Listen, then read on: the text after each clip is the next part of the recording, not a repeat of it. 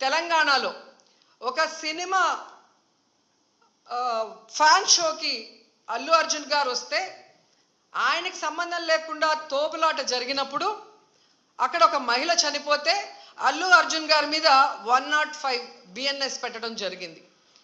మరి అలాంటప్పుడు ఇక్కడ ప్రతి సంవత్సరం లక్షలాది మంది వస్తారని తెలిసి వాళ్ళకి సేఫ్టీ కల్పించి వాళ్ళకి అన్ని సౌకర్యాలు అందించి వాళ్ళకి టికెట్లు ఇవ్వడానికి క్యూలో ఏర్పాట్లు చేయాల్సిన బాధ్యత ఉన్న చంద్రబాబు నాయుడు గారి నుంచి టీటీడీ చైర్మన్ పాలక మండలి నుంచి కింద స్థాయి ఎస్పీ వరకు మరి అందరూ బాధ్యత వహించాలి కదా.